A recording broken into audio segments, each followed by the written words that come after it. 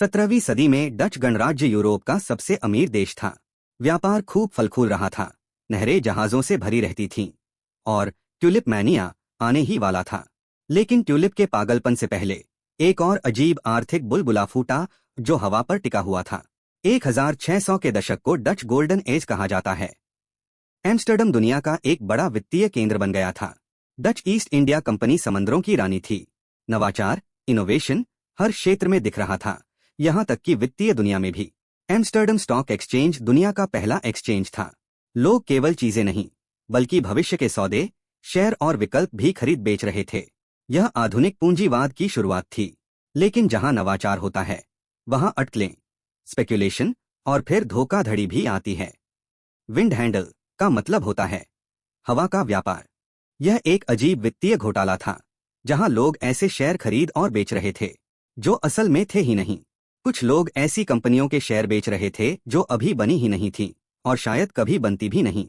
ये भूतिया शेयर थे तो कागज पर लिखे ऐसे वादे जिनका कोई आधार नहीं था, जैसे शिपिंग या मसालों का व्यापार जैसे धुंधले वेंचर्स। लोग हवा खरीद बेच रहे थे और हवा में दौलतें तैर रही थीं। शुरुआत में विंड हैंडल सबको आसान कमाई लगा। लोगों ने देखा कि दूसरों को मुनाफा हो रहा है तो वो भी कूद पड़े। इन नकली शेयरों के दाम तेजी से बढ़ने लगे। व्यापारी, बेकरी वाले, नौकर और यहाँ तक कि विधवाएं भी इसमें शामिल हो गईं। बिना अस्तित्व वाले शेयरों को बार बार ऊंचे दामों पर बेचा गया। एक दिन में कई बार सौदे हुए। यह खुद ही बढ़ता गया जब तक सच्चाई सामने नहीं आ गई। जब लोगों को समझ आया कि ये फर्जी शेयर असल में कुछ भी नहीं देंगे तो पूरा बाजार ढह गया। जैसे बादलों पर बना घर गिर जाता है, वैसे ही विंड हैंडल भी अपने ही भ्रम के भार से टूट पड़ा। कई लोग रातों रात कंगाल हो गए। अदालतों में केसों की बाढ़ आ गई। वित्तीय बाजारों से लोगों का भरोसा उठ गया। सरकार ने दखल दिया और कुछ प्रकार की अटकलों पर रोक लगाई। भले ही ट्यूलिप मैनिया ज्यादा मशहूर हो, पर विंड हैंडल उससे ज्यादा जटिल और खतरनाक था। इसने दिखाया कि कैसे सिर्फ भरोसे और अटकलों से बाजार को बेवजह ऊंचा किया जा सकता है। 1720 तक यूरोप के कई देशों में ऐसे बुलबुले दिखे। ब्रिटेन में साउथ सी बबल, फ्रांस में मिसिसिपी बबल। लेकिन डच लोग अपना सबक सीख चुके थे, वो हवा पर दौलत मत बनाओ।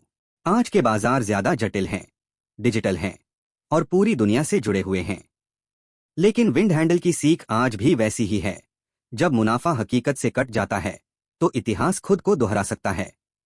विंड हैंडल इस बात का सबूत है कि समझदारी के दौर में भी लोग सिर्फ हवा से बने बुलबुले पर भरोसा कर सकते हैं।